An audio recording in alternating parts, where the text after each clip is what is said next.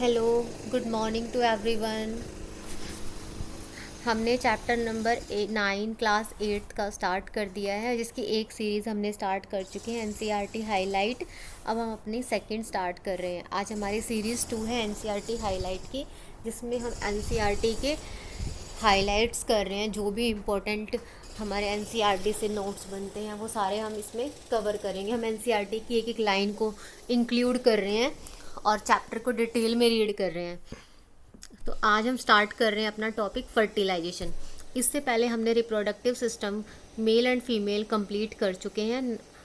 Now let us start fertilisation. What do you mean by fertilisation? Fertilisation से आप क्या समझते हो? देखो, fertilisation the first step in the process of reproduction is the fusion of a sperm and ovum. जैसे अभी हमने पढ़ा था कि जो प्रोसेस है फ्यूज़न की, जिसमें मेल गैमिट और फीमेल गैमिट दोनों जुड़ जाते हैं, तो वो क्या बनाते थे? जाइगोट बनाते थे।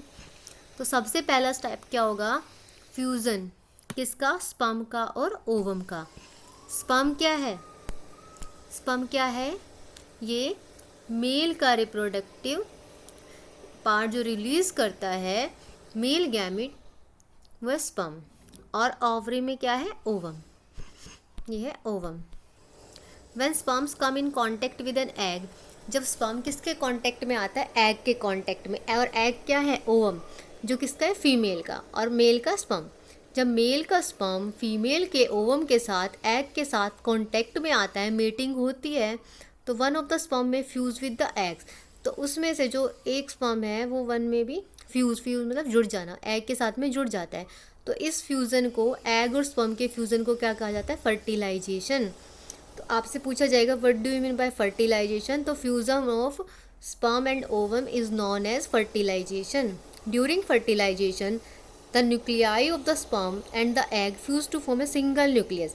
जब ये दोनों जुड़ जाते हैं, देखो हमने पढ़ा था कि स्पर्म और ओवम सबका ये भी क्या एक सेल है, स्मॉलर सेल है, और इसमें क्या होता है? न्यूक्लियस होता है। तो जब दोनों जुड़ जाएंगे तो इनका न्यूक्लियस क्या बन जाएगा? एक सिंगल बन जाएगा। मीन्स इनका न्यूक्लियस भी क्या हो जाएगा? फ्यूज़ हो जाएगा। जुड़ना, फ्यूज़ मीन्स जुड़ना। The result is the formation of fertilised egg और जाइगोट। और वो क्या बनाएगा? जाइगोट बनाएगा। जो फर्टिलाइजेशन है वो क्या बनाएगा? जाइगोट बनाएगा। ये प्रोसेस जो है वो बोली जाती है फर्टिलाइजेशन, और जो भी उसमें न्यू प्रोडक्ट फॉर्म होता है वो क्या बोला जाएगा? Zygote. The process of fertilisation is the meeting of an egg cell from the mother and a sperm cell from the father. जैसे एक फादर है और एक मदर है, मदर से क्या होगा? एग होगा, और फादर का स्पर्म। दोनों क्या करेंगे? मीट करेंगे। मीट मीन्स जुड़ना। So the new individual inherit some characteristics from mother and some from father. तो इंडिविजुअल है जो बेबी होगा, वो कुछ कैरेक्टरिस्टिक्स, कुछ फीचर्स अपने फादर के लेगा और कुछ फीचर्स अपनी मदर के। क्यों? क्योंकि वो दोनों के स्पर्म और एग दोनों से मिलकर बना है। लुक एट योर ब्रदर और sister, see if you can recognize some characters in them similar to those of your mother or your father. Fertilization which takes place inside the female body is called internal fertilization. अब जो fertilization है वो भी कितने types के हैं? 2 types के हैं। फर्टिलाइजेशन कितने टाइप्स के हैं? 2 टाइप्स के। That is internal fertilisation. ये कहाँ पर होता है? फीमेल की बॉडी के इनसाइड। जो फ्यूज़न होता है स्पर्म और ओवा का, अगर वो फीमेल की बॉडी के अंदर होता है तो उसको क्या बोलेंगे? Internal fertilisation. Internal fertilisation occur in many animals including humans, cows, dogs and hands. जिनके अंदर फर्टिलाइजेशन होता है उसके एग्जाम्पल्स हैं इंटरनल फर्टिलाइजेशन के humans, cow, dogs and hands, जो किसको बर्थ देते हैं? यंग वंस को बर्थ देते हैं। उसमें क्या होता है? Internal fertilization. अब हम नेक्स्ट कर रहे हैं अपना, नेक्स्ट है हमारा एक्सटर्नल फर्टिलाइजेशन। देखो, जो एक्सटर्नल फर्टिलाइजेशन होगा वो क्या होगा? जो एक्सटर्नल फर्टिलाइजेशन है उसमें फर्टिलाइजेशन कहाँ पर होगा? Outside the body. अभी देखो हमने पढ़ा था इंटरनल फर्टिलाइजेशन कौन सा था? इंटरनल फर्टिलाइजेशन था इनसाइड द बॉडी, और ये कहाँ पर है? आउटसाइड। देखो आउटसाइड हाईलाइट किया ना, आउटसाइड द बॉडी होता फीमेल। तो ये 2 टाइप्स के फर्टिलाइजेशन है हमारे, इंटरनल और एक्सटर्नल। अब इसमें भी हम कुछ ऑब्जर्व करेंगे। You will be surprise to know that in many animals fertilization takes place outside the body of the female. ठीक है, आप थोड़ा सरप्राइज हो गए कि ऐसे कौन से हैं जो बर्थ दे देते हैं लेकिन फिर भी कहाँ देते हैं, बाहर होते हैं, इंटरनल नहीं होते, इंटरनल फर्टिलाइजेशन नहीं होता है। जो मेल और फीमेल का जो फ्यूज़न होता है एग और स्पर्म का, वो अंदर ना होकर कहाँ होता है, बाहर होता है। तो ऐसा कौन से और कैसे होगा? During spring or rainy seasons, frogs and toads move to ponds and slowly streams. When the male and female come together in water, the female lays hundreds of eggs.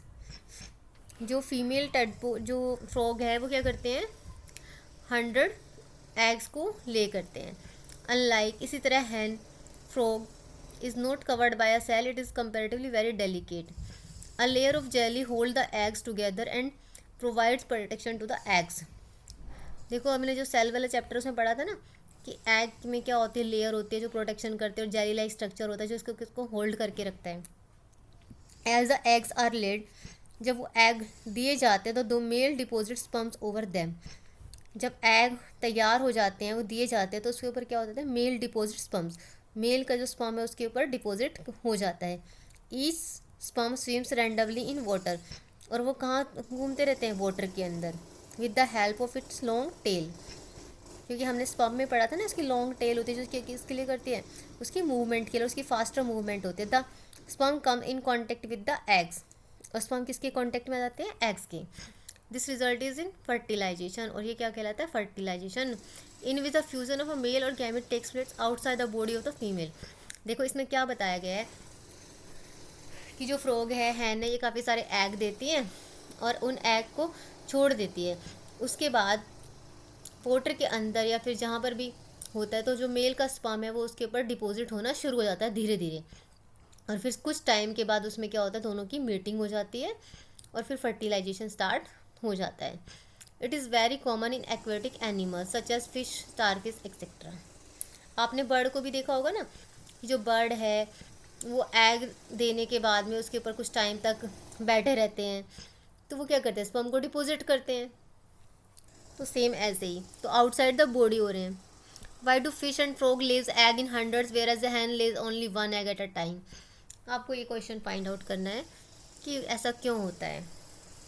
अभी इसका जो हमने ऊपर वाला पैराग्राफ पढ़ा था इसमें हम उसका आंसर है, लेकिन फिर भी आप इसको फाइंड आउट करोगे।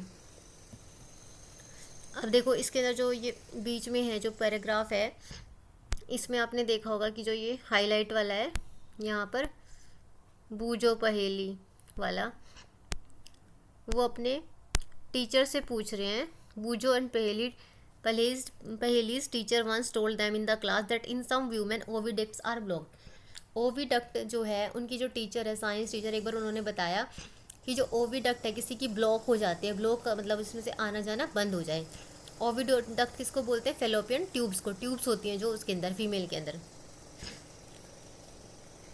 अगर वो ब्लॉक हो जाती हैं, these women are unable to bear babies, तो ये क्या करती हैं, अपने बेबीज़ को बियर मतलब रखने के लिए रेडी नहीं हो पाती, because sperm can not reach the egg, क्योंकि स्पर्म उनके एग तक नहीं पहुंच पाता, उन ट्यूब के थ्रू ही वो जाता है। लेकिन जब ट्यूब ब्लॉक है तो वो आगे जाने ही नहीं देगी, तो वहीं पे रोक कर रख देगी।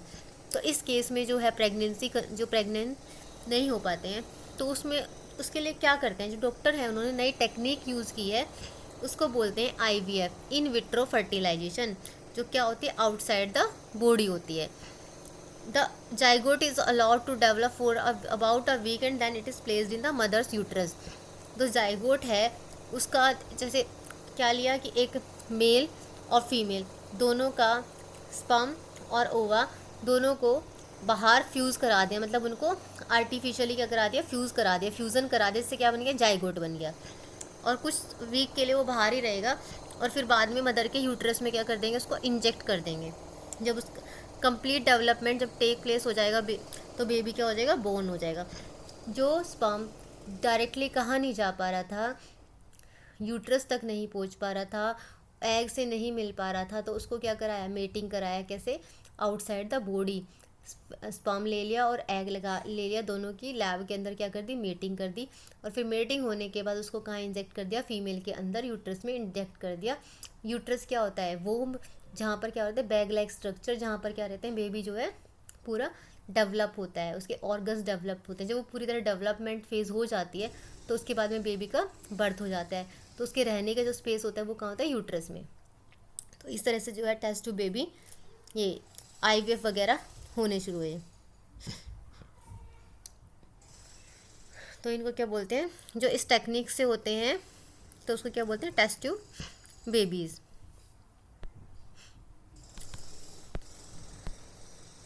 ठीक है, this term is actually misleading because babies can not grow in test tubes. अब देखो इस टर्म का मतलब ये नहीं है कि बच्चा जो है किसके अंदर, टेस्ट ट्यूब के अंदर ग्रो कर रहा है, नहीं।